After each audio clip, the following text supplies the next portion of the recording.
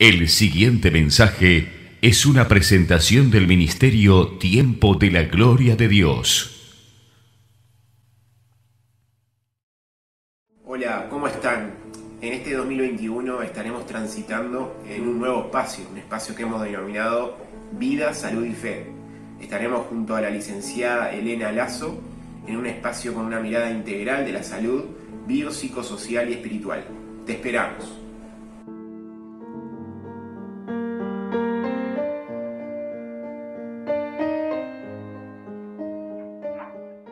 Bueno, buenas noches. Siendo las 20 horas, le damos la bienvenida a este nuevo espacio en TGD que lo hemos denominado Vida, Salud y Fe. Es el primer miércoles que hacemos esto, es el tercer miércoles de cada mes. En este marzo estamos inaugurando este espacio. Y bueno, lo primero que vamos a hacer es presentarnos. ¿Quiénes somos? Le doy la bienvenida y la palabra a la licenciada Elena Lazo, que va a presentarse y luego el desarrollo. Bueno, buenas noches a todos. Es un gusto estar en este espacio tan importante y es un gusto para mí también estar participando de esta instancia. Para los que no me conocen desde la parte profesional, les cuento que, bueno, soy licenciada en nutrición, egresada de la Facultad de la Universidad de la República. Actualmente estoy haciendo una maestría en la Facultad de Ciencias, ¿sí? Y bueno, y estoy atiendo en un consultorio privado en Montevideo y en Durazno. En esa consultoría privada y estoy introduciéndome y trabajando en la parte de nutrigenética. Y bueno, en eso es en lo que trabajo en la parte de salud. Y bueno, les doy la bienvenida a todos.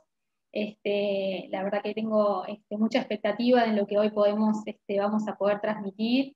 Creo que es súper importante la temática que hoy vamos a abordar junto con Marcos. Y bueno, desde nuestro lugar, desde nuestro rol, lo que queremos acercar es un poco invitarnos a todos, en realidad también a nosotros mismos, es involucrarnos y reflexionar en los temas que hoy vamos a tratar y que seguramente en cada uno de los miércoles que comienzan ahora vamos a poder ir abordando temas que creo que nos interesan a todos. Y bueno, desde otra mirada, quizás una mirada un poco distinta y una mirada quizás en la que nosotros, por supuesto, compartimos la fe y también eso también nos ayuda a poder tener otra mirada distinta. Y bueno, esperamos que para todos sea de edificación y que sirvan las temáticas que vamos a poder abordar. Y bueno, agradecerlas a todos y sin duda agradecerles a Dios por también este espacio que nos han dado. Bien. Bueno, yo también me presento. Para los que no me conocen, soy médico. Como decían en una presentación previa, me desempeño en el sector privado, en el sector público. Actualmente estoy también desempeñando mi posgrado en pediatría, lo estoy realizando en el Hospital Pereira Rosell, con atención a nivel terciario de ese hospital y también a nivel del primer nivel en la periferia, trabajando en distintos barrios. Vamos a continuar con ahora la presentación del espacio, que es esto de vida, salud y fe. ¿Es importante hablar de salud? Esa pregunta capaz que otro año distinto a este o al anterior, capaz que uno tenía que justificar un poco más si la salud era algo importante en la sociedad, era algo importante en el día a día de toda persona. Y yo creo que esa pregunta se responde sola en el contexto en el que estamos viviendo. Venimos de un año que sin duda fue marcado por una situación de salud, una situación sanitaria adversa en este caso. Y seguimos en un año 2021 en el cual, bueno, si vemos la situación nuestra, tal vez desde alguna perspectiva estamos peor que al principio, ya con la vacuna en el entorno, pero bueno, sin duda que la salud es un tema que se metió en toda la humanidad, con una prioridad y una presencia tremenda en este siglo XXI. Y bueno, sin duda que hablar de salud es algo importante y es lo que vamos a estar haciendo con Elena en todos estos miércoles de Día Salud y Fe. Entonces, si vamos a hablar de salud, creo que lo primero que tenemos que decir es qué es la salud, ¿no? Siempre hay que arrancar por definir los conceptos grandes. Bueno, en el año 1946 comenzaron a definir esta palabra, este concepto. La Organización Mundial de la Salud la definió como un estado de bienestar físico, psíquico y social, y no la mera ausencia de enfermedad o minusvalidez. Es de destacar en esta definición que destaca tres aristas o tres dimensiones del ser humano, que es el plano físico, el plano psíquico y el plano social.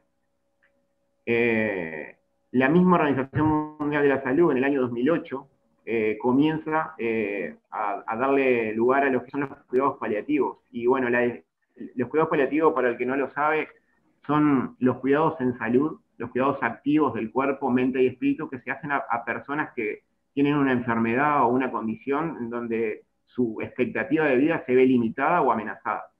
Entonces, es interesante como la misma entidad, la Organización Mundial de la Salud, en esta definición de cuidados paliativos, dice que son los cuidados activos del cuerpo, mente y espíritu. Entonces, aparece una nueva arista del ser humano, que es la dimensión espiritual, en el plano de los cuidados paliativos, es decir, al final de la vida. Y bueno, uno de los objetivos de los cuidados paliativos es darle vida a ese tiempo que al ser humano se piensa que le queda en este mundo. Entonces, si la dimensión espiritual vivifica al ser humano, bueno, sin duda que la dimensión espiritual no solamente la queremos tener en cuenta al final de nuestra vida, sino durante toda la vida, porque durante toda la vida, sin duda que hay situaciones que son adversas y que, bueno, si en el espíritu hay potencialidad para beneficiarnos, bueno, tengámoslo en cuenta.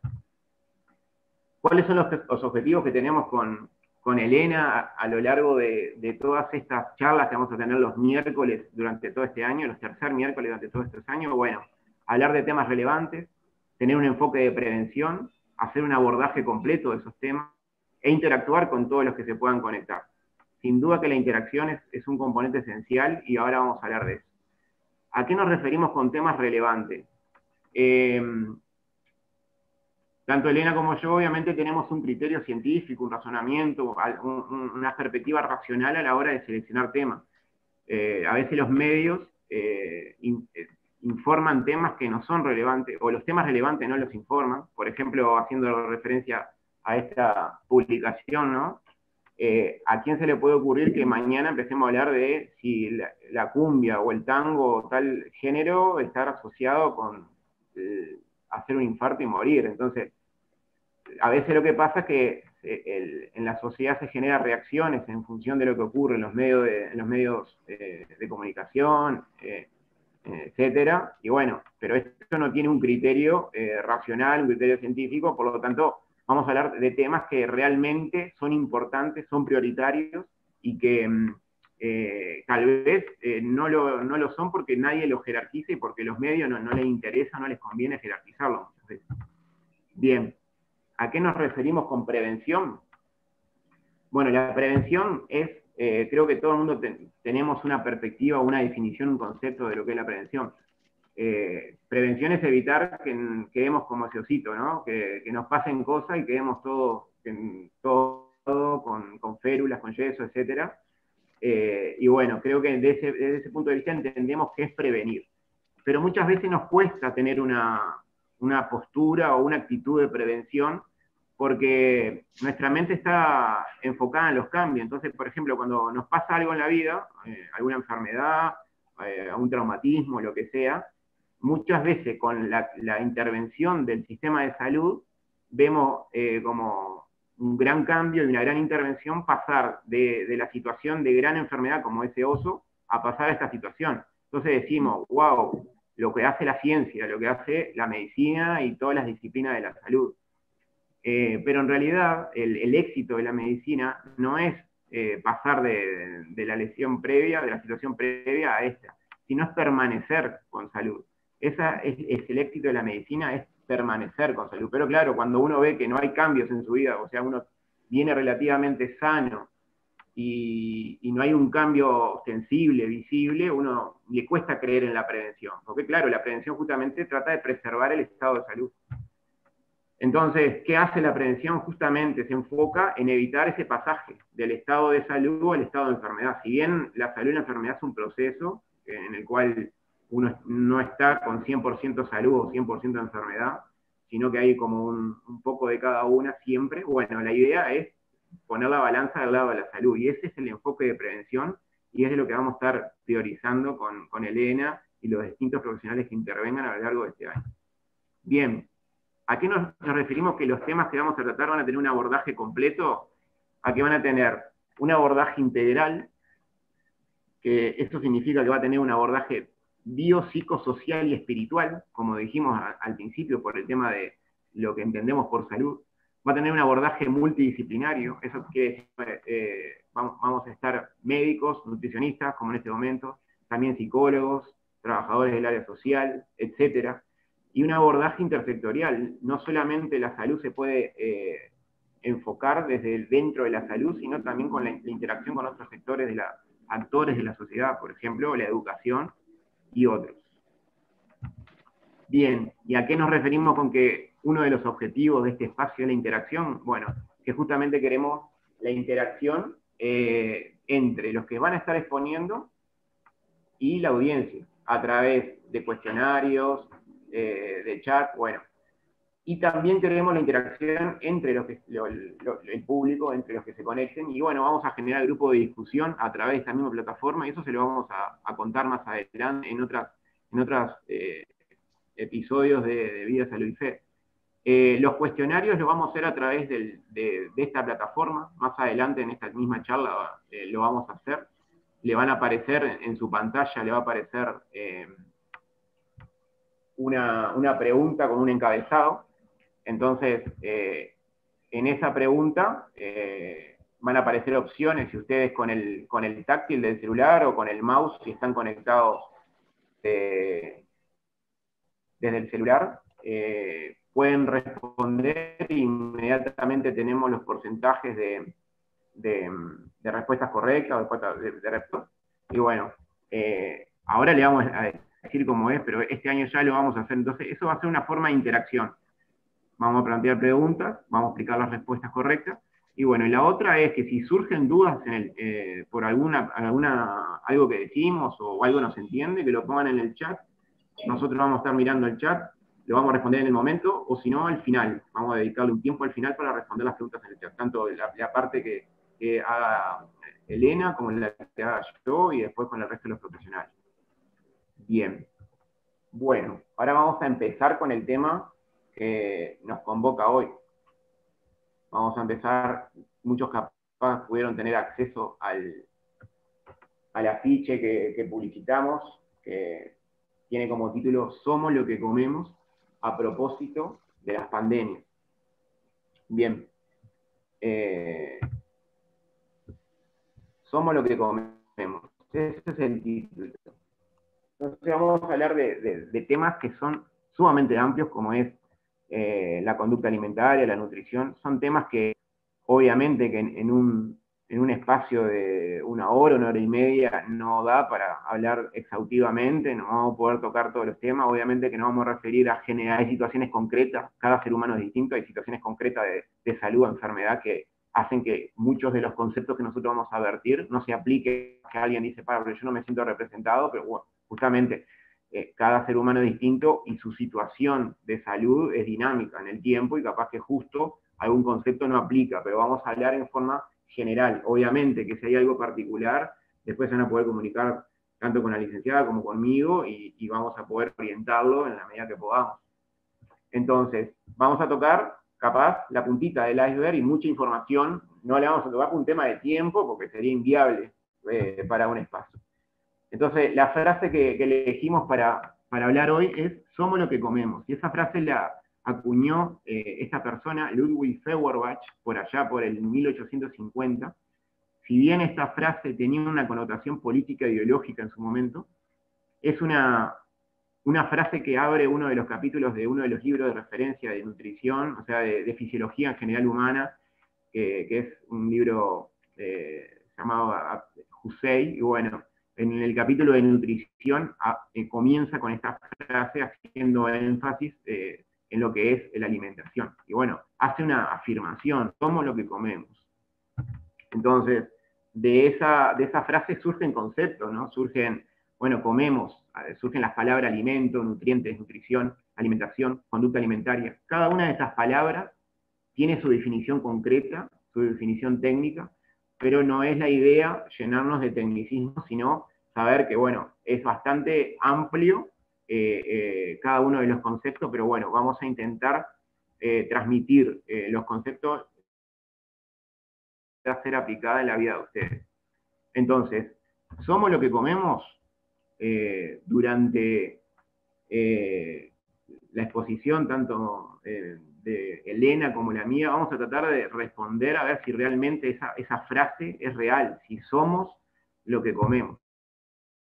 Para esto tenemos que partir de que la conducta alimentaria saludable es una virtud. O sea, si en nuestra vida para nosotros comer sano, para hablar sencillo, no es una virtud, es decir, no es un valor, algo que nos ayude en el desempeño de nuestras actividades, en alcanzar nuestros sueños familiares, laborales, etc. Ya ahí no podemos decir que vamos a comer sano, porque uno cuando no considera que algo es un valor, no va a hacer cosas en función para tratar de alcanzarlo. Entonces, primero tenemos que partir de la base que la conducta alimentaria saludable, es decir, comer sano, es una virtud. Una virtud siempre consta de una convicción y de los hábitos para alcanzar. O sea, yo tengo que estar convencido de que comer sano es una virtud para después desarrollar hábitos que me alcancen, que me ayuden a alcanzar esa virtud. Entonces, la primera parte de esta charla que vamos a tener con Elena, en mi parte, voy a tratar de convencerlos de que realmente la conducta alimentaria saludable es una virtud, de acuerdo a la evidencia científica, de acuerdo a otras perspectivas. Y luego, Elena, le vas a comentar cuáles son esos hábitos que nos van a ayudar a alcanzar una conducta alimentaria saludable.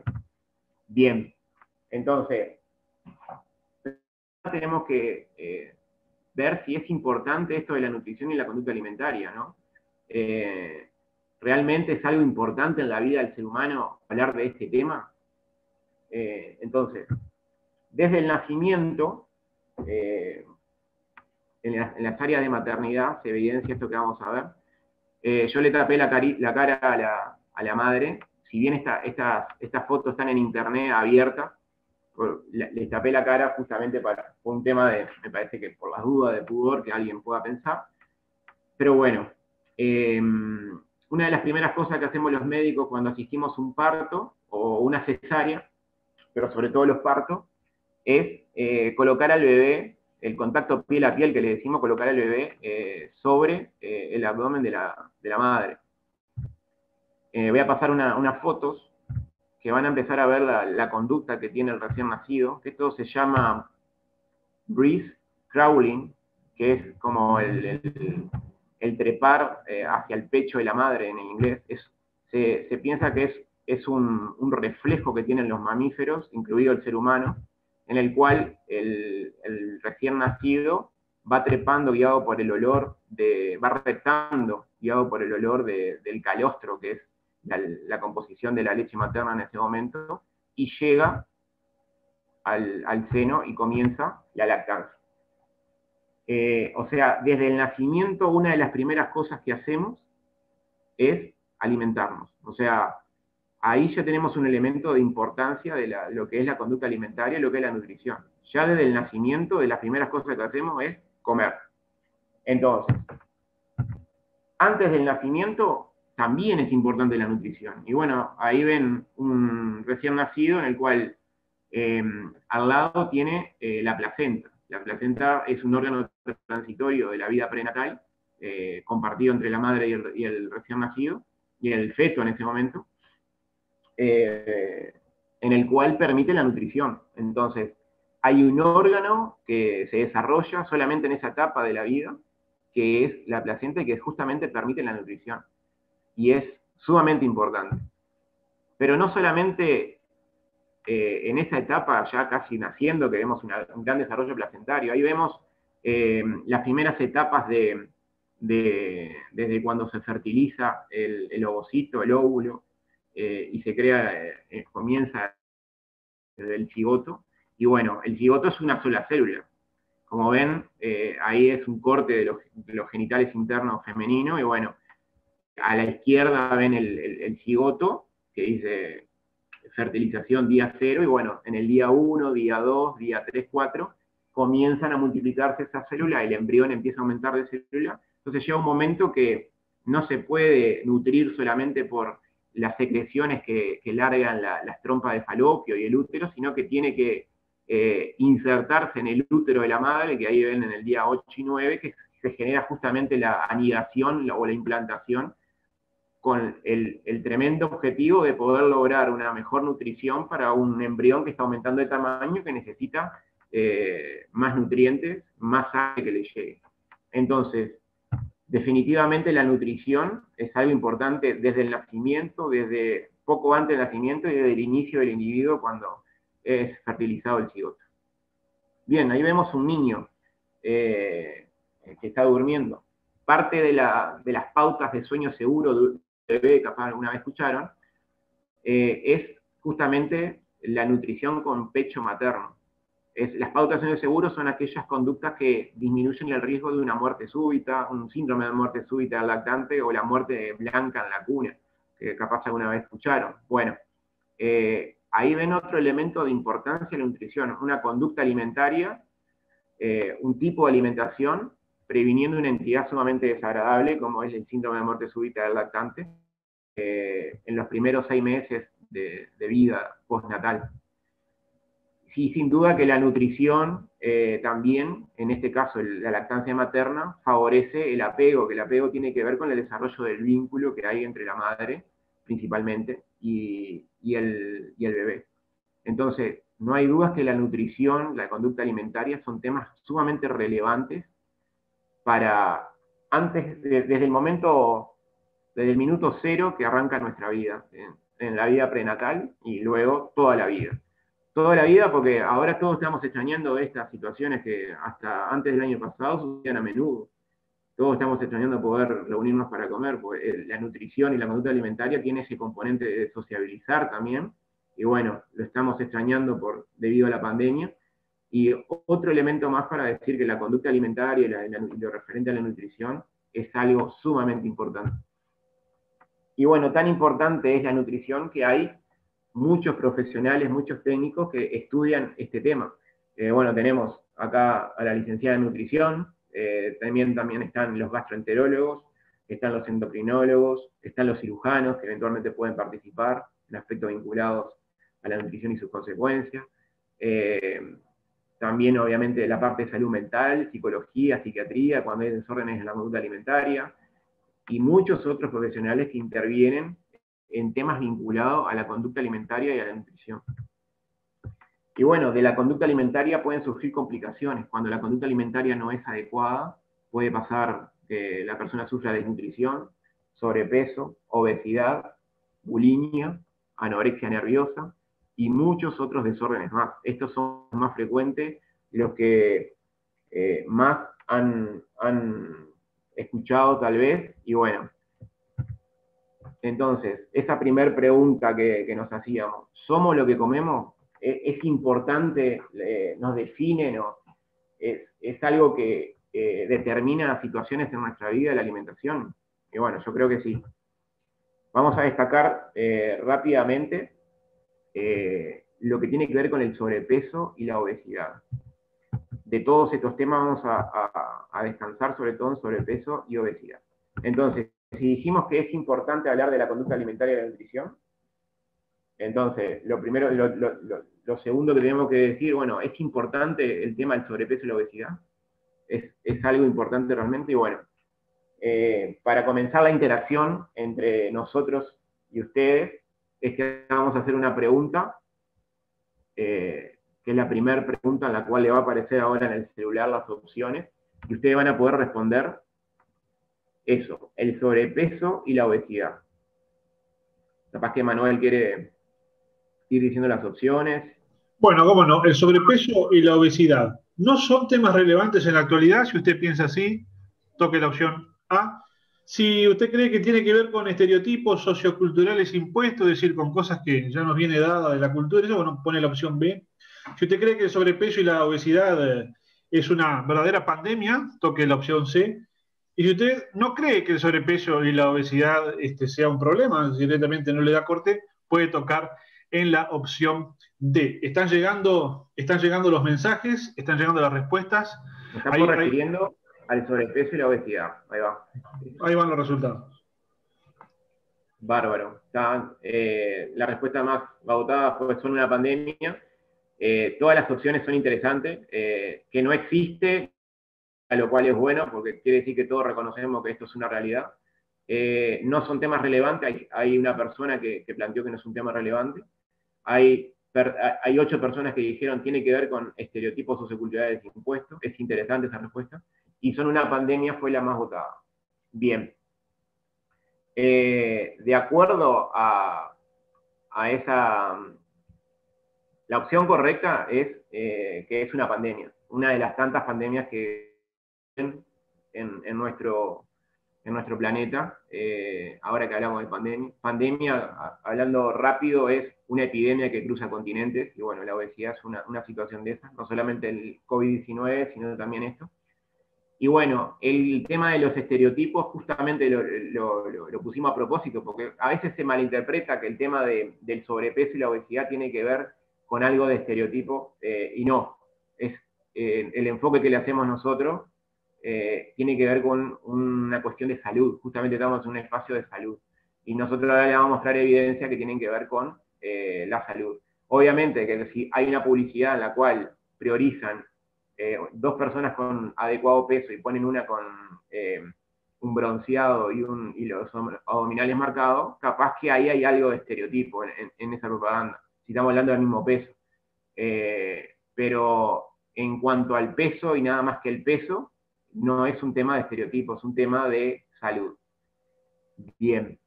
Y ahora vamos a fundamentarlo eso, ¿no? La idea es generar convicción de que esto que estamos hablando es así. Entonces, el problema del sobrepeso y la obesidad, primero que nada, no es un problema que comienza en la adultez. Capaz que acá habría que ver qué proporción de personas adultas y jóvenes hay en la audiencia. Bueno, primero que nada decir que el problema no comienza en la adultez. Esta es la primera estadística. 2 de cada 3 uruguayos de 25 a 64 años, que más eso es lo que define ser adulto en términos médicos, tienen sobrepeso o obesidad. 2 de cada 3. O sea, si acá somos 50, más o menos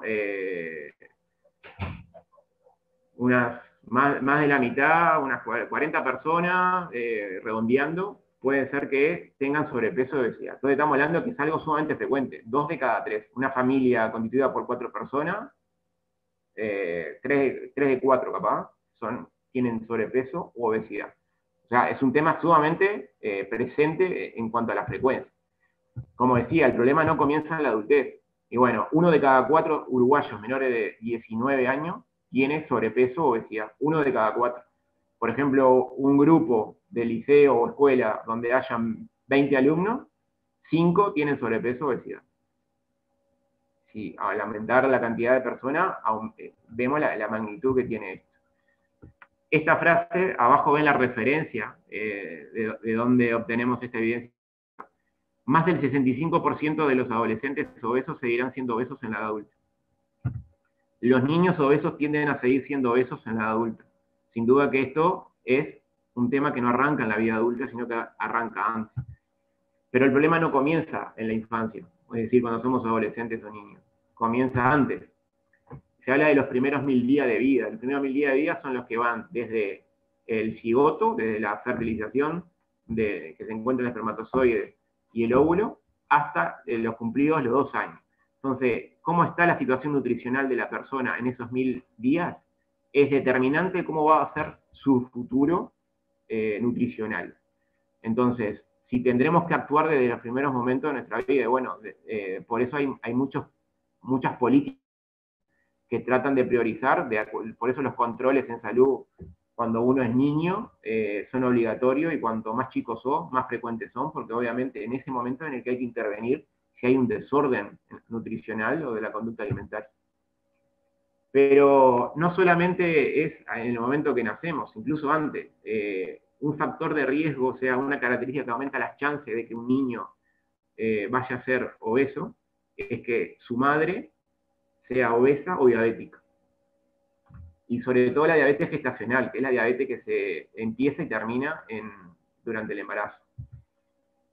Otro factor de riesgo es que el feto crezca mucho o crezca poco. Y bueno, ahí cómo nos damos cuenta si el feto crece mucho o poco, o bueno, en los controles que tiene la madre con el ginecólogo durante el embarazo. De ahí que el embarazo tiene que ser controlado. No es que uno se queda embarazado y aparece después en el momento del parto. No, justamente uno controla dentro de los muchos aspectos que controla la salud, la ginecología, controla este tema. Cómo está creciendo el niño dentro de la panza. Porque si crece mucho o crece poco, determina cambios en su metabolismo, en su memoria, en su chip, en el ADN incluso, que van a determinar eso. Que después pueda ser obeso o que tenga sobrepeso. Que el bebé no reciba pecho o que la familia lo alimente también son elementos de riesgo para ser obeso. Obviamente que hay situaciones puntuales que no puede recibir pecho un bebé, situaciones vinculadas a la madre o al niño, pero en general, la gran mayoría de las veces, la alimentación por pecho directo, lactancia materna, es posible. Entonces, sí será importante esta conducta entre la madre y el niño, para determinar o no el riesgo de sobrepeso y obesidad. Y después que la familia lo desalimenta, ¿no? Hemos visto, todos capaz hemos visto alguna vez, un biberón relleno de Coca-Cola, o alguna otra bebida cola, alguna otra gaseosa. Y bueno, eso es una forma de desalimentar a un niño. Entonces, eso le agrega una cantidad de calorías que no las necesita y que van en detrimento de los verdaderos nutrientes que tiene que recibir el niño en ese momento. Pero el problema no comienza en la concepción. Cada vez nos vamos más para atrás, ¿no? Porque todos pensamos, soy adulto, el problema lo tengo ahora. Pero no. El problema está en el adolescente, está en el niño, está en los primeros 1000 días de vida, pero el problema comienza antes. ¿Y cuándo? El principal factor de riesgo para que un niño sea obeso o vaya a ser obeso es que el padre o la madre sea obeso y diabéticos.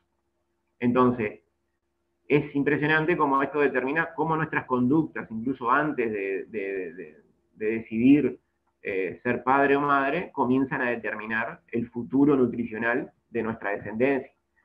O, en caso de ser un hijo adoptado, también, porque esto tiene que ver con un componente ambiental. Se dice que son ambientes obesogénicos. Entonces, hay una cultura de que comer mucho es una virtud, entonces eso se lo trasladamos no solamente al hijo biológico, sino también al adoptado, y bueno, y determinamos los cambios estos que estamos hablando. Bien, entonces estamos hablando de obesidad. Después la licenciada Elena va a mencionar una definición práctica de obesidad. Pero la obesidad es esto, el aumento de masa grasa corporal. Hay una definición práctica que después ya la va a compartir, pero es esto, aumento de la masa grasa corporal. Hay masa grasa y hay masa magra. Bueno, la masa grasa es la que determina la obesidad. Entonces vamos a pasar a la pregunta 2, en el cual todos desde sus celulares van a poder estar respondiendo. Bueno, muy bien, estamos lanzando la pregunta número 2, que dice, con respecto a las causas de sobrepeso u obesidad, y hay que marcar lo que nos parece, ¿no? La opción número A, frecuentemente es de causa glandular, asociada a enfermedad de la tiroides. Si usted cree que esta es la causa más común de la obesidad, marca la opción A. Habitualmente es por enfermedades genéticas, si usted cree que vienen por ese lado, marca la opción B. Se debe principalmente a la combinación de desórdenes alimentarios y poca actividad física, esa es la opción número C. Y si usted no conoce cuáles son las causas del sobrepeso o la obesidad, tiene la opción D para marcar también. Causas de la obesidad. Recién dijiste, Marcos, que la obesidad y el sobrepeso es una enfermedad, ¿verdad? Sí. ¿Y qué componente también tiene mi propia conducta? Que yo diga, bueno, capaz que no es una enfermedad, es porque me gusta comer y le entro y chao. Justamente, es una enfermedad en la cual ahora vamos a decir las causas. Te adelantaste una pregunta, bueno. Manuel. Ahora vamos a decir las causas y cómo nuestra conducta determina eso. Vamos cerrando la encuesta. Tenemos 30 respuestas. No me quiero adelantar para no sesgar esa respuesta después. Se debe principalmente a la combinación de desórdenes alimentarios y poca actividad física. Bueno, esa es la respuesta correcta. Hay personas que respondieron que habitualmente es por enfermedades genéticas. Es muy poco frecuente, pero muy poco frecuente, menos del 1%. Frecuentemente es de causa glandular asociado a enfermedades de la tiroides. Eso es algo recurrente en escuchar en personas que dicen, yo tengo sobrepeso o obesidad porque tengo un problema glandular. Si bien lo puede tener esa persona, pero la gran mayoría de las veces no se debe a eso. Tal vez que tiene asociado un hipotiroidismo, pero no es la causa primaria de su obesidad, porque la obesidad genera un desorden metabólico, un desorden endocrino en las hormonas, que determina después alteraciones de la tiroides, pero no quiere decir que sea el problema primario. Eso ocurre después de lo que tiene que ver con desórdenes alimentarios y poca actividad física. Bien, podemos extendernos mucho en esto, pero vamos a seguir con la siguiente pregunta.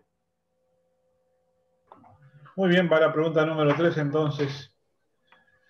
Con respecto a las consecuencias a largo plazo del sobrepeso o la obesidad, se observa que está asociado a enfermedades cardiovasculares. Si usted cree que enfermedades cardiovasculares son provocadas por el sobrepeso o la obesidad, marque la opción A. Cánceres, si usted cree que el cáncer se puede provocar por la obesidad o sobrepeso, opción B.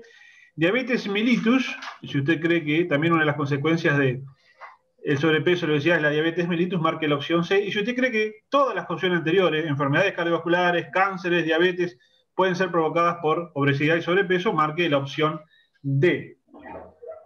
Todas son correctas. Bien, en 5 segundos cerramos la encuesta. 5, 4, 3, 2, 1. Y ahí mandamos los resultados. Todas son correctas. Esa es la opción verdadera, la opción B. Enfermedades cardiovasculares, cánceres y diabetes. Todas pueden ser consecuencias de la obesidad. Entonces, para ir cerrando este concepto, hay que saber de qué mueren los uruguayos. Y bueno, la primera y la segunda causa de muerte de los uruguayos es, primero, las enfermedades cardiovasculares, los infartos de corazón, los ataques cerebrovasculares, los ACV, los infartos, los derrames cerebrales. Esas son las causas asociadas a lo cardiovascular, y después los cánceres, muchos tipos de cánceres, pero a grandes rasgos, las dos primeras causas son esas. Entonces, esta enfermedad que estamos hablando, la obesidad, está asociada a las dos primeras causas de muerte de los uruguayos. Estamos hablando de una enfermedad que determina la finalización de la vida de la gran mayoría de los uruguayos. O sea, es sumamente relevante hablar de obesidad y sobrepeso por eso mismo. Está inmersa en lo que es las causas directas de muerte de los uruguayos. Bien, y ahí eran las consecuencias. Pero no solamente produce enfermedades cardiovasculares y cánceres, sino también problemas reumatológicos de los huesos, la sobrecarga de peso de las articulaciones, problemas psicológicos, baja autoestima, depresión, problemas renales, por la obesidad en sí mismo, pero también por otras enfermedades asociadas a la obesidad. Enfermedades respiratorias, si hay asma lo agrava, si produce problemas en el sueño, se dice síndrome de apnea obstructiva del sueño, la persona deja de respirar durante el sueño, se tiene que despertar porque se ocluye la vía aérea, se obstruye, y bueno, todo por el aumento del peso y a nivel, sobre todo, del cuello, de la vía aérea que pasa por ahí, por donde va el aire. Bien, pasamos a la pregunta 4. Bueno, muy bien, lanzamos la pregunta número 4 acerca de la prevención y el tratamiento inicial del sobrepeso y la obesidad. Si nosotros creemos que esto se previene o se trata con cirugía, marcamos la opción A. Si con medicación, la opción B. Si con cambios en el estilo de vida, sobre todo vinculado a la alimentación y la actividad física, utilizamos la opción C. Y si creemos que no existe tratamiento disponible en la actualidad para la obesidad, tocamos la opción número D. La gente ya está votando a buen ritmo y parece que vamos a tener unanimidad, parece. Sus alumnos, doctor Canto, son una maravilla, Muy buen desempeño del salón de clases hoy. Muy buena participación de la gente. Siguen cayendo respuestas. Todas caen en la misma bolsa. Vamos a revelar el misterio, doctor. Realmente. Bien. Impresionante, ¿eh? El 100% está de acuerdo con que la forma de evitar la obesidad o de estar presente, de empezar a corregirla, es con cambios en los estilos de vida, sobre todo lo vinculado a la alimentación y a la actividad física. El tema de los medicamentos específicos, existen medicamentos, pero es parte del tratamiento ya cuando las primeras etapas del tratamiento que tienen que ver con los cambios de estilo de vida no fueron suficientes, o hay otras condiciones, o un tipo de obesidad de estas que son infrecuentes, vinculadas a enfermedades concretas, en la cual es necesario medicamentalizar la enfermedad, pero no es que deme una pastilla para adelgazar, no, eso no existe. Y después la cirugía, bueno, también es una situación, uno de los últimos pasos para hacer frente a esta enfermedad. Obviamente que no hay tratamiento disponible, no es la respuesta correcta. Bien, y para redondear esta primera parte de la convicción, por qué esto es importante, bueno, voy a borrar acá, y bueno, hablamos mucho de lo que es la evidencia científica, ¿no? Entonces, estamos hablando de que es un espacio de vida, salud y fe. ¿Y qué tiene que ver la fe en todo esto, no? O sea, si acabamos de compartir razonamiento científico, evidencia científica para apoyar de que la conducta alimentaria es importante y que parte de las consecuencias de la conducta alimentaria, como la obesidad y el sobrepeso, son importantes. Bueno, creo que todos los que estamos acá ahora creemos que es importante, que realmente somos lo que comemos, que tiene tremenda determinación en nuestra vida. Bueno, ¿y la fe qué tiene que ver en todo esto? Bueno, aparece este concepto que es muy importante, que es el de dominio propio.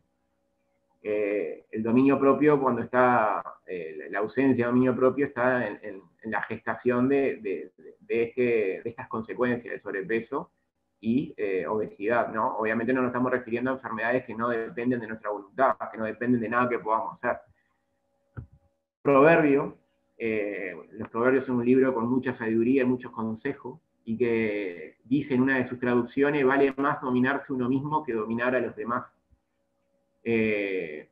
Entonces, el dominio propio y lo vinculado a, por ejemplo, a este aspecto de la conducta alimentaria, tiene que ver con un principio de liderazgo.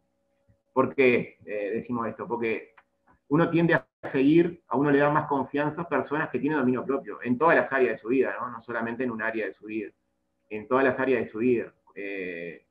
Esto me hace acordar un ejemplo, hay un famoso pediatra con el cual tengo el gusto de trabajar en el Pediatra Rosell, que sale en una propaganda de una empresa de estas que uno concurre muchas veces para ser asesorado, para poder lograr una conducta alimentaria saludable.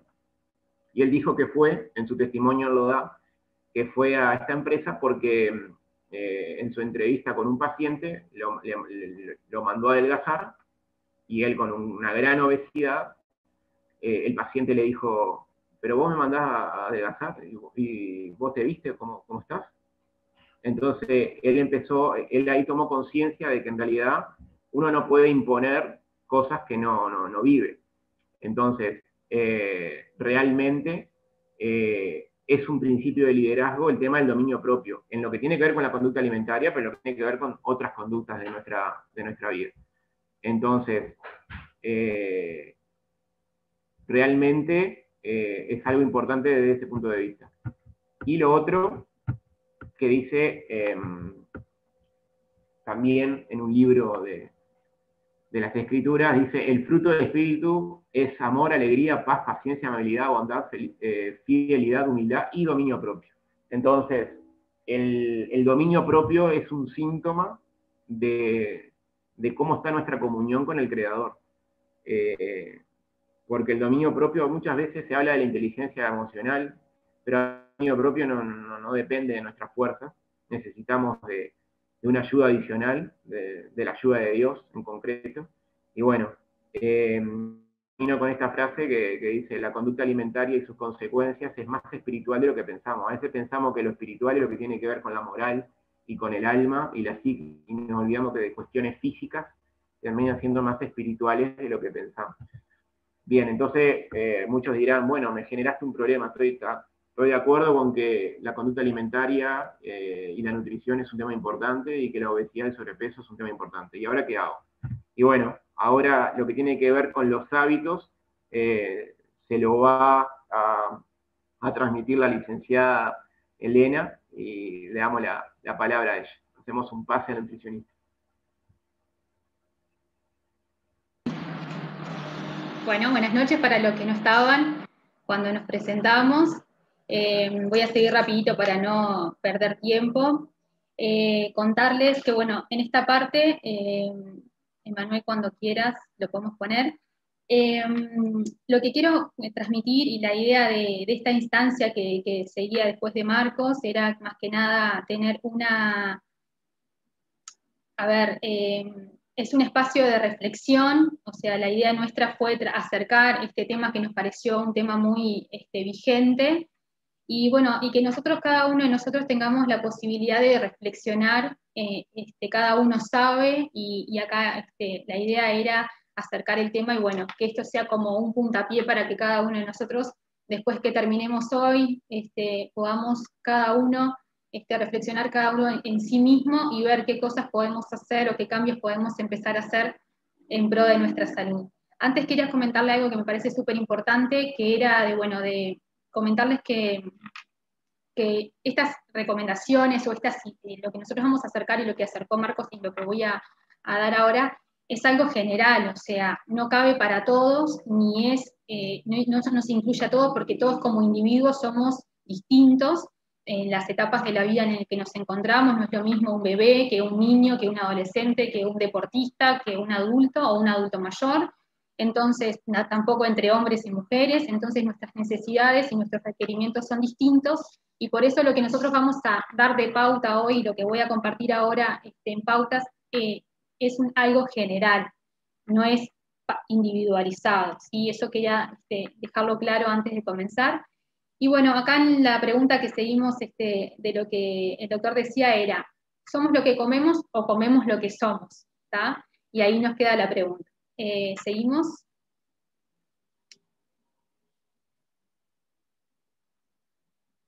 Bueno, la obesidad, que lo estábamos hablando recién, o el sobrepeso, es una enfermedad caracterizada por un exceso de grasa corporal acompañada generalmente por aumento de peso, ¿sí? Es una enfermedad crónica, ¿tá? O sea, es una enfermedad multifactorial también. Tiene alto impacto en la mortalidad, que recién lo hablábamos, y quizás nosotros podemos pensar, bueno, pero ¿de qué tipo de cosas o de qué tipo de patologías me puedo estar encontrando si tengo un sobrepeso o una obesidad? Y bueno, en realidad, enfermedades cardiovasculares, muerte prematura, invalidez. A veces hay situaciones en las que son causa, ¿sí? Y bueno, y el efecto pasa por ese lado, ¿sí? Entonces, bueno, es bueno saber que es algo crónico también, y que la obesidad no solamente, como dice la tablita ahí y en la parte del título que quise poner, que no todo aumento de peso es obesidad.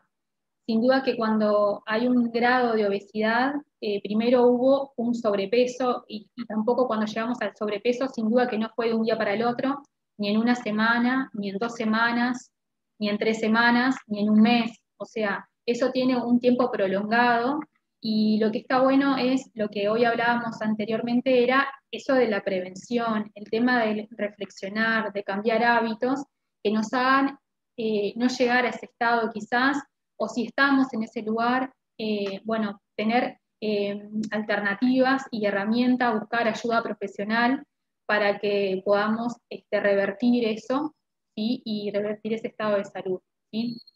También algo que me gustaba, que quisiera compartir también, es que estamos a veces, antes quizás había poca información o desinformación, y ahora tenemos sobreinformación, ¿sí? A través de las redes, a través de todo. Entonces, la salud es un tema que nos ocupa y nos preocupa a los profesionales de la salud sin duda, pero en realidad también es importante que nosotros como usuarios, como pacientes o como individuos seamos críticos al momento de dónde sacamos la información. Sabemos que hay personas, a mí eso me preocupa muchísimo y realmente trato de siempre de que tengo instancias de poder contar o acercar la información, que es el tema de las redes, que hay gente y de repente lo hacemos sin maldad y leemos y ponemos en práctica cosas porque leímos, porque alguien nos dijo, porque el vecino le resultó,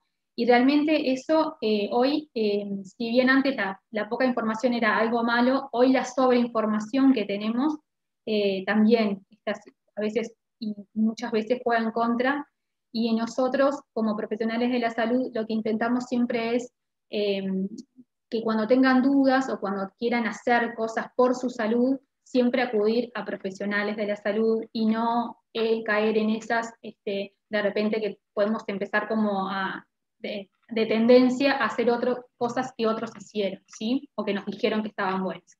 Bueno, en la tablita que estábamos recién, capaz que vamos un poquito para adelante, en la tablita, ahí lo que hace es una clasificación del IMC, que es el índice de masa corporal, que es una relación entre el peso y la talla, ¿sí? Que tiene una normalidad, ahí está un poco borradito, pero no sé si lo alcanzan a ver, es del normopeso, después tenemos un sobrepeso, también hay la parte que es bajo peso, que no le estamos tocando hoy, y después hay 3 tipos de obesidades y una obesidad luego que es severa, que es una obesidad mórbida, ¿sí? Pasamos.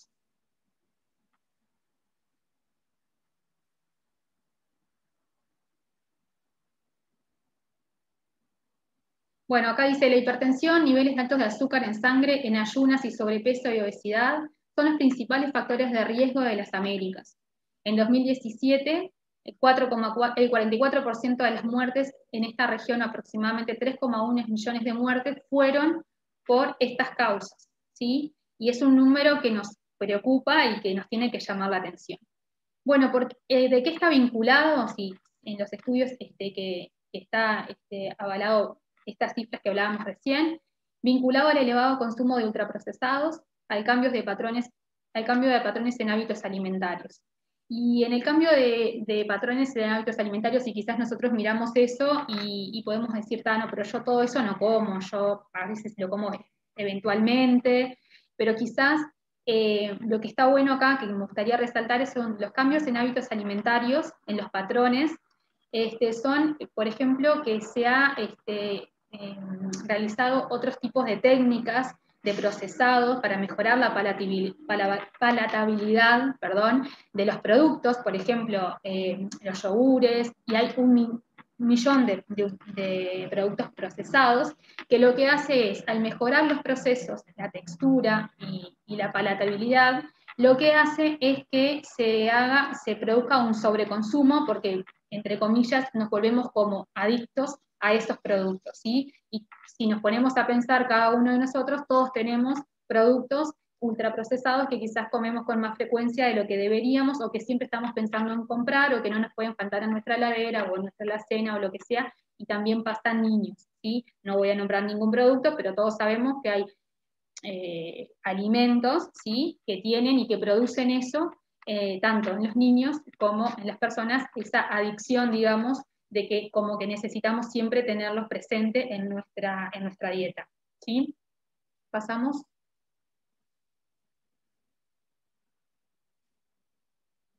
Bueno, acá es algo más práctico que quería acercarles, que, bueno, ¿qué pauta nutricional podemos nosotros como para revertir? O quizás en la audiencia tengamos personas que tengan sobrepeso o que tengan obesidad, o quizás hay personas que dicen, no, yo estoy bárbaro, me siento bárbaro, estoy en el peso que me siento bien. Bueno, de todas formas, en realidad todos necesitamos algo, seguramente tenemos cambios de hábitos para implementar, y la idea de este espacio es poder acercar información para que cada uno de forma reflexiva pueda tener la oportunidad de mejorar eso, ¿sí? En pro de la salud.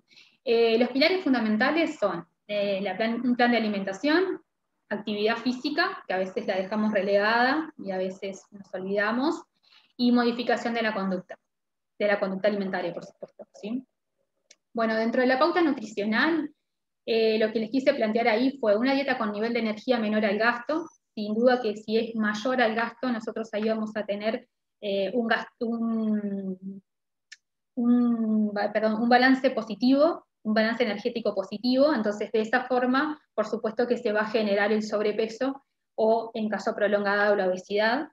Moderadamente baja en grasas, que incluya todos los grupos de alimentos. Eso es algo súper importante en la que yo hago énfasis y trato de trabajar siempre, y desarraigar esos mitos que tenemos a veces de que la dieta, que sacamos las harinas y sacamos esto y sacamos lo otro y nos restringimos en esto, que son dietas. Obviamente las dietas restrictivas no funcionan, y por supuesto porque no las podemos mantener en el tiempo. Entonces lo que aconsejamos y lo que estimulamos es a que nuestro plan alimentario incluya todos los grupos de alimentos y no excluir ninguno.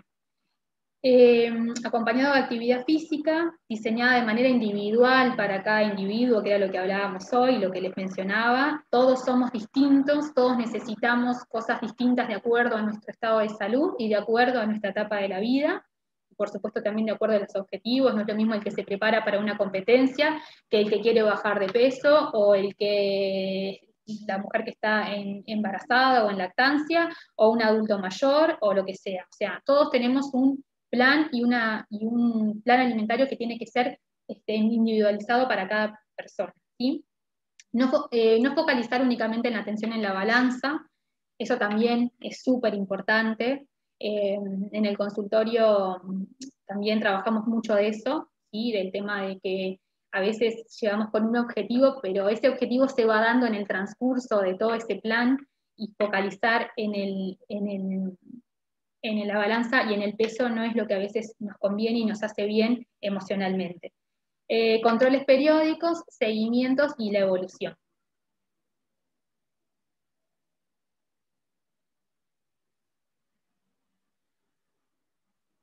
Bueno, yo trabajo mucho en la parte de alimentación consciente, ¿sí? Y dentro de la alimentación consciente, la idea es acercar y empoderar, digamos, la palabra, sería de saber qué comemos y qué bebemos. O sea, a veces ser conscientes, o sea, eso es lo que dice alimentación consciente, ser consciente de lo que nosotros comemos y lo que bebemos, ¿sí? ¿Qué le damos a nuestro cuerpo? ¿Cómo lo nutrimos a nuestro cuerpo? ¿Qué le estamos dando? ¿De qué lo estamos nutriendo cada día? ¿Sí? Y aclarando unos conceptos, que esto es lo que venía, es la genética es la ciencia que estudia y explica la herencia biológica de generación a generación, y la epigenética son factores externos que influyen positiva o negativamente en nuestros genes sin modificar el ADN. O sea, el ADN es como nosotros vinimos, como vinimos programado, y no lo podemos cambiar. La epigenética son todos nuestros hábitos más el ambiente, y eso, no sé si lo ven bien, pero es el muñequito que está ahí, que somos nosotros. O sea que hay un ADN, que es la parte genética, sin modificar, aunque queramos no la podemos modificar, y nuestros hábitos y el ambiente es otra parte que hacen de nosotros, ¿sí? Los factores ambientales epigenética, que serían los que hablamos recién, o sea, los que podemos modificar, perdón, son los carcinógenos, el ejercicio, el estrés, la dieta, el tabaco, las infecciones y la inflamación. No la inflamación cuando estamos inflamados, sino hablamos de inflamación celular. Entonces, todos esos sí son factores que nosotros podemos modificar y que dependen de nosotros, ¿tá? Con estos factores epigenéticos, lo que nosotros podemos hacer es la activación o la inactivación de los genes. Nosotros vinimos programados de una manera, ¿sí? Pero nosotros, con nuestros hábitos y el ambiente en el que nos movemos, ¿sí? Podemos activar o desactivar o retardar esa activación de esos genes, ¿sí? Bueno, Los factores epigenéticos positivos, vamos a hablar de los positivos, los negativos acabamos de decir la parte de carcinógenos y demás, pero en realidad hay otros negativos, pero vamos a enfocarnos ahora en lo que nosotros sí podemos cambiar, en lo que nosotros sí depende de nosotros. Los factores epigenéticos positivos, acá los nucleé ahí un poquito para ser bastante gráficos, son una alimentación saludable, ¿sí? Balanceada y saludable, la actividad física, la que más nos guste, quizás a algunos les gusta las caminatas, a otros les gustará bicicleta, a otros les gustará, qué sé yo, remo o lo que sea, cualquier actividad física es buena, ¿sí? Y no todas sirven para todos, entonces también está bueno eso que sea hacer lo que realmente a nosotros nos sirve. El descanso, el buen descanso, ¿sí? A veces nosotros castigamos un poco, pensemos lo que nosotros hacemos con nuestro cuerpo y a veces lo castigamos, no le damos el descanso que necesita, dormimos pocas horas, dormimos mal. Entonces, el buen descanso, el descanso oportuno y el buen descanso es un factor epigenético positivo, ¿sí? El peso saludable, ¿sí? Mantener un peso saludable, un peso que nos haga sentir bien y que esté dentro del rango de normalidad. Y las relaciones en el que está en un cuadradito ahí, que están esas personas ahí, quise representarlas, bueno, nuestro ambiente, quiero decir, nuestras relaciones interpersonales. Si estamos todos los días en un trabajo donde siempre estamos desconformes, con estrés, o nuestra familia, o nuestra casa, y siempre estamos en discusión o lo que sea, o sea, sin duda que no es un factor epigenético positivo. Entonces, quizás podamos cumplir con un montón de esas cosas, pero esas cosas también nos influyen en nuestro organismo, en nuestro cuerpo, en nosotros como personas, ¿sí? Porque no somos solamente un cerebro y un estómago, sino que somos una persona que tiene sentimientos, que tiene situaciones a resolver, y bueno, entonces este todo hace que podamos hacer cosas por positivamente por nuestros cambios, ¿sí?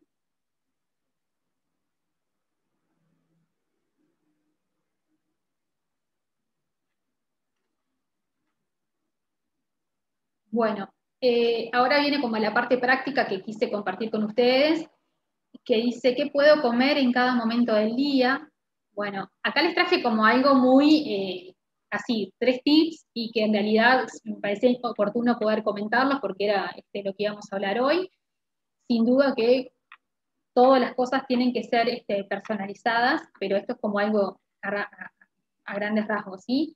Los macronutrientes, lo que hablábamos hoy, no hacemos dietas restrictivas, no sugerimos ni recomendamos ningún tipo de dieta restrictiva, solo sí hay patologías que, por supuesto, diabetes o enfermedad renal o lo que sea, o sea, sin duda, o celiaquía u otras enfermedades, sin duda que obviamente que van a haber grupos de alimentos que son restringidos, pero únicamente en la parte que son patológicas.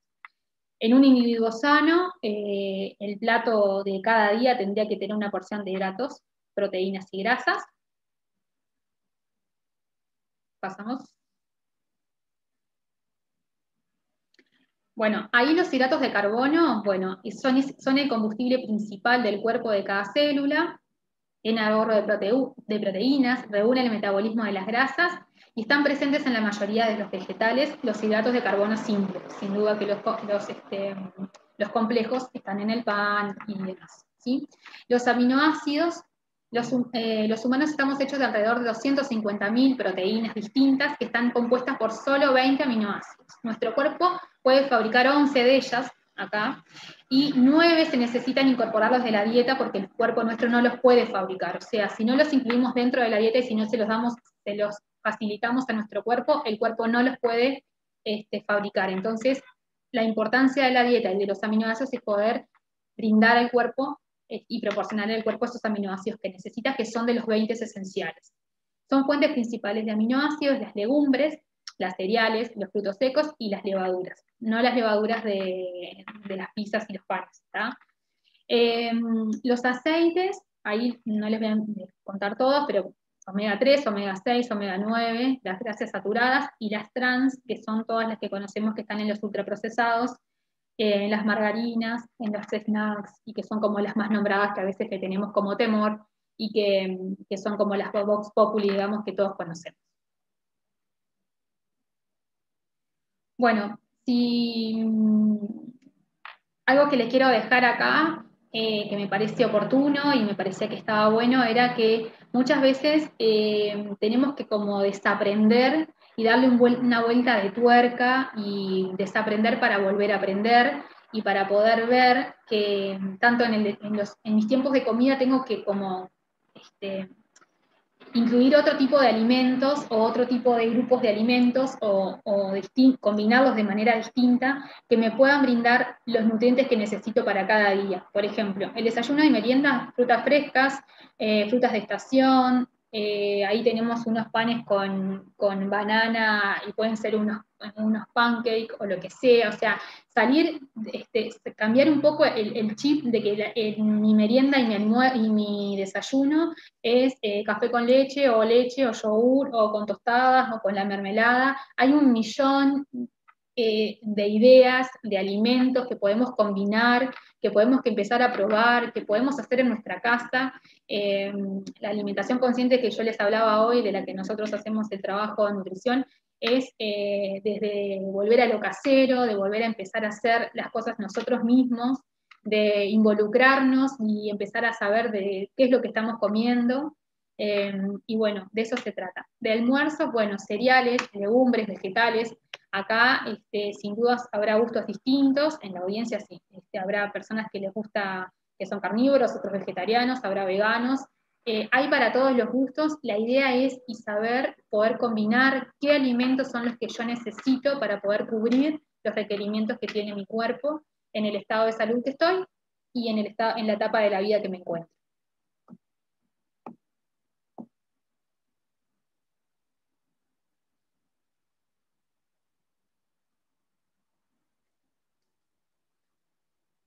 Bueno, para cerrar esta parte, lo que quería decirles ahí, les dejo este versículo, ¿sí? Que lo leo, que dice: "O ignoráis que vuestro cuerpo es templo del Espíritu Santo, el cual está en vosotros, el cual tenéis de Dios y que no sois vuestros". Este versículo los dejo para que cada uno de nosotros podamos reflexionar en él, ¿sí? De lo que nos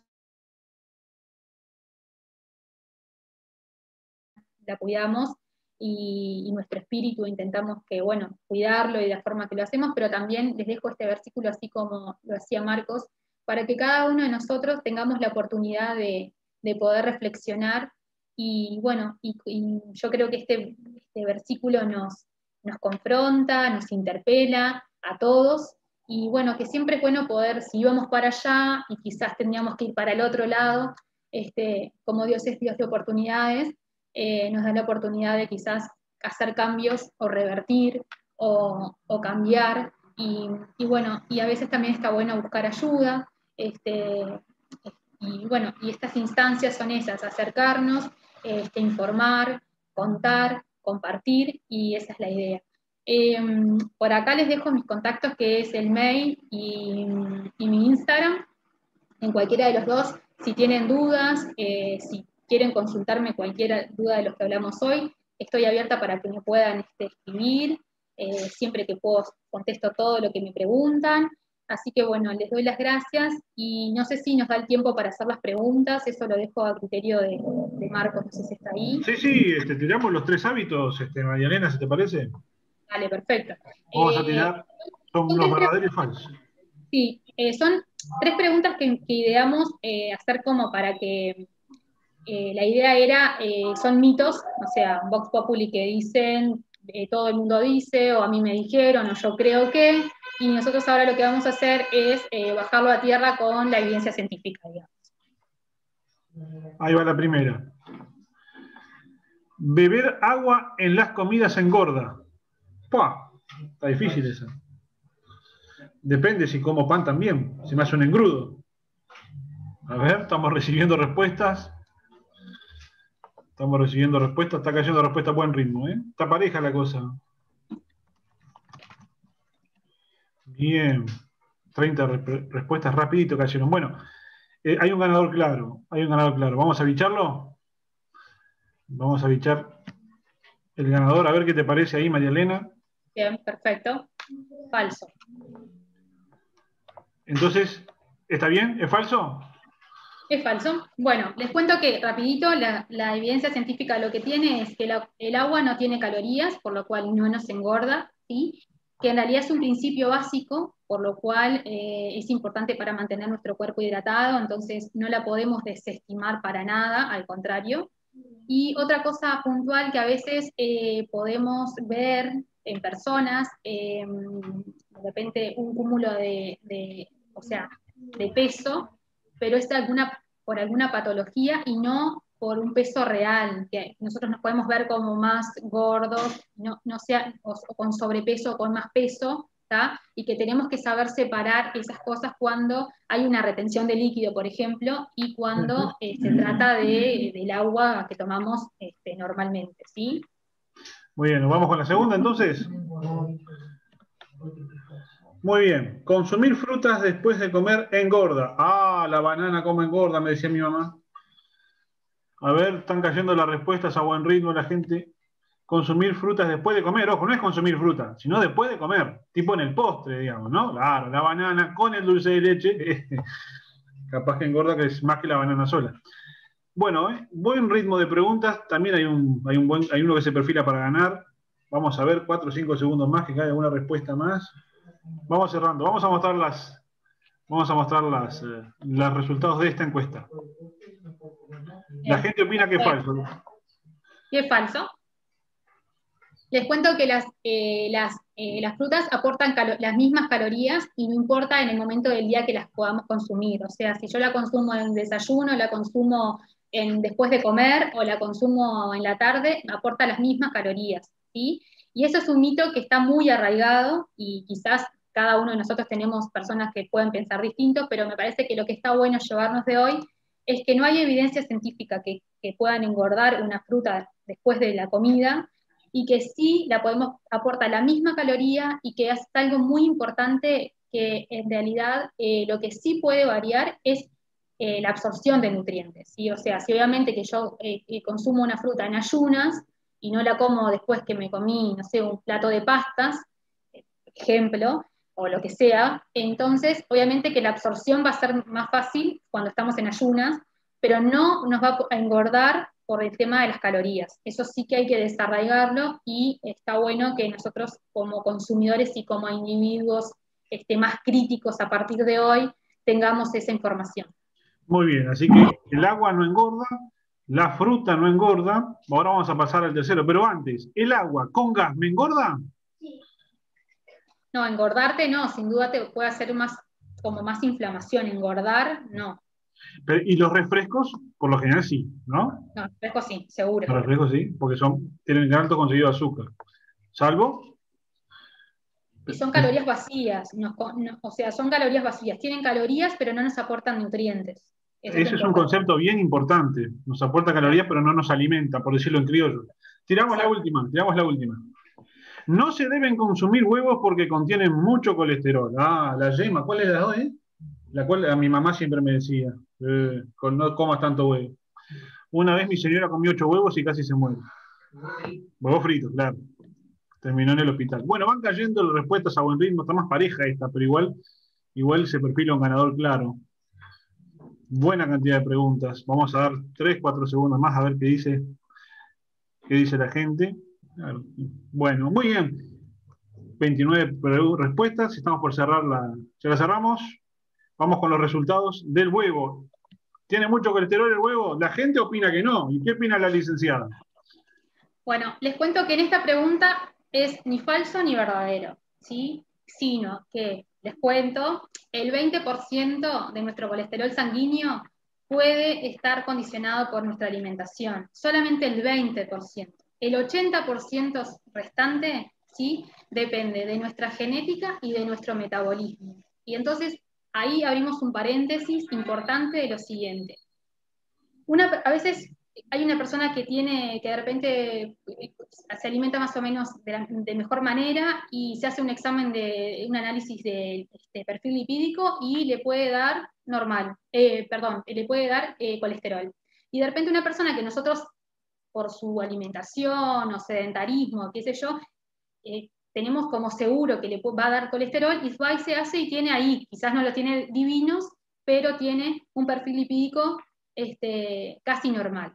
Entonces ahí hay incidencias, sin duda tiene un 20%, si nosotros tenemos una alimentación súper desordenada en lo que hace a la parte de las grasas, va a tener incidencia, o si somos súper sedentarios, el colesterol tiene también una incidencia, pero el 80% tiene la parte, es lo que le corresponde a metabolismo y nuestra genética. Entonces ahí vamos a que, bueno, es opinable, o vamos a decir en ese sentido, porque tiene un 20 y un 80, que sin duda, si hacemos las cosas, si tenemos una predisposición genética a desarrollar colesterol, obviamente que nos vamos a tener que cuidar mucho más en nuestra alimentación. Y bueno, aquellos otros que, bueno, que ya vinieron programados distintos, ya corren con la ventaja de quizás en ese aspecto no va a tener tanta incidencia y seguramente que en otros se van a tener que cuidar mucho más. Excelente, Elena. Me quedó colgado un tema con el tema de los refrescos, porque bueno, a uno le gusta refrescarse un poco. Ya dijimos, son calorías vacías. Nos aportan calorías, no nos aportan nutrientes, no nos alimentan. Pero en aquellos refrescos que se promocionan como cero, como light, que tienen edulcorante en lugar de, o ese tipo de producto en lugar de azúcar, también nos agregan calorías vacías, menos que los demás, en la misma cantidad. No los recomendamos. No los recomendamos. Ningunos. Y otra cosa que a veces está bueno que aclararlo en ese sentido, que es como muy, que pasa mucho en el sentido de los alimentos light, no solamente los refrescos. Hay un montón, y no vamos a nombrar no estoy en contra de ninguno, pero lo que digo es empezar a ser más críticos, consumidores críticos de lo que compramos o de que lo adquirimos, y es que los alimentos light tienen reducidos en calorías, pero tienen calorías, y a su vez si yo me compro unas galletas light, por ejemplo, y me como todo el paquete porque es light, o sea, estoy comiendo de más, igual si hubiera comido 5 comunes, digamos. Entonces ahí hay como una disfunción de lo que a veces, porque es light, comemos sin tener cuidado de cuánto, quiero decir, de la cantidad. Hay como un efecto secundario en la propaganda que me dice que como es light, entonces yo me quito mis límites y sigo de largo. Y además en los alimentos light está bueno, y lo traen a colación y me parece que está bueno aclarar, que a veces hay que leer muy bien los rotulados de las etiquetas, porque hay cosas que son light, por ejemplo, pero que tienen tienen más alto el sodio, por ejemplo, que el que es común, el estándar. Entonces a veces tenemos que pensar, si yo quiero reducir en calorías o reducir en grasas, pero cuánto más de repente de sodio voy a tener, entonces si eso me sirve o no me sirve. Entonces, claro, es un riesgo principalmente para los que tenemos presión alta. Exacto. Bueno, muy bien, doctor Canto, ¿algo más para agregar? No, impecable. Las dudas que surgieron en el chat fueron respondidas y ya. Quizás aclaremos porque hay alimentos que se promocionan como si fueran light, pero que en realidad son pensados para diabéticos. Vamos a hacer un punto de aclaración para que no quede como que no se pueden comer los light, digamos. No. Lo que hablamos es entre el light y el común, ¿tá? Los que tienen sello de ADU, por supuesto que ADU, como también está la parte de SINTAC, que está por el sello no me sale ahora el nombre. Sí, para los pacientes que son celíacos. Sí, pero no me sale el nombre del... Trigo, avena, centeno, cebada. Claro, en realidad ahí... Acelu, me dicen acá, Acelu. Acelu. De Acelu y ADU, sin duda, que tienen el sello, están habilitados, pero lo que voy es que no porque sea una persona si tiene diabetes, por ejemplo, porque sea solamente habilitado, me voy a comer toda una porción gigante o una lata entera de mermelada, por ejemplo, aunque tenga el sello de ADU. O sea, es en la porción justa, y más en un tema que es diabético, obviamente que en el conteo de carbohidratos eso es esencial. Claro, lo que estábamos haciendo enfoque es a no hacernos trampa con esas cosas para pasarnos de la raya en cuanto a las cantidades con lo que nos alimentamos. Exacto. Bueno, Elena, Marcos, muchas gracias. Si quieren agregar algo para finalizar, Marcos. Sí, invitarlos obviamente con Elena para el próximo miércoles de Vida, Salud y Fe, que va a ser dentro de un mes. Y bueno, se puedan ir sumando. Vamos a siempre estar tratando de interactuar como logramos en el día de hoy, que estuvo muy bueno, la verdad, la interacción. Y bueno, siempre que surjan dudas, como dijimos en el chat, y bueno, si después se pueden comunicar con nosotros, estamos abiertos a sus dudas y preguntas. Marcos, una pregunta. Teniendo en cuenta que nuestro país es un país que se lo conoce porque está bastante envejecido, ¿no? En cuanto a su demografía, ¿es una dificultad el avance de la edad para empezar a encarar el tema del sobrepeso? Justamente es un tema que, como decíamos, arranca en etapas precoces. O sea, cuando llegamos a la etapa adulta, ya como que todo lo que es la conducta alimentaria, los hábitos, ya están bastante enmarcados en nosotros y cuesta cambiar. Los hábitos es de lo que más cuesta cambiar. Primero porque tenemos que estar convencidos, y después porque ponerlos en práctica es difícil. Aparte, al aumentar la edad, empiezan a aparecer las enfermedades que de alguna manera pueden fomentar el sedentarismo. Empieza a aparecer la artrosis, empieza a aparecer, por ejemplo, no le vamos a hablar de sedentarismo a una persona que acaba de tener una fractura patológica de cadera porque tiene una osteoporosis, hace 2 años está en una cama o totalmente en reposo para que pueda su hueso volver a la situación previa. Entonces, cada vez al pasar la edad, pueden empezar a aparecer las comorbilidades que llamamos nosotros, que empiezan un círculo vicioso, o una patología, una artrosis de rodilla que imposibilita la marcha, y esa persona tiene que cambiarse ponerse una prótesis articular, y bueno, y empieza todo un reposo posterior, y todo un círculo vicioso que es difícil de romper. Por eso tenemos que empezar desde la etapa de, ¿queremos tener un hijo? Bueno, ahí tenemos que empezar a pensar todo lo que puede llegar a implicar la persona que todavía no está en este mundo, que todavía no está ni concebida. Desde ahí empiezan los factores que determinan que una persona vaya a tener sobrepeso y obesidad. Obviamente que si no pudimos hacer cambios a tiempo, siempre, como decía Elena, vamos a tener otros momentos de intervención. Obviamente que cuanto antes las hagamos van a ser como más costo efectivas, más sencillas. A medida que pasa el tiempo van a ser más difíciles, y bueno. Está claro, cuanto antes lo empecemos a encarar, mejor para cada uno de nosotros. Después pasa el tiempo y algunas de las herramientas que están a disposición para eso ya no las podemos usar, como lo que vos acabas de decir recién. Ya no podemos hacer tanto ejercicio físico como antes. Por ejemplo, cosas como la inflamación de piernas que a veces tienen algunas personas, a veces tienen que ver con la obesidad, tienen que ver con o va por otro lado ahí. Un pequeño apunte antes de cerrar. Todo lo que sea aumento de lo que genera la obesidad es un aumento de la presión intraabdominal.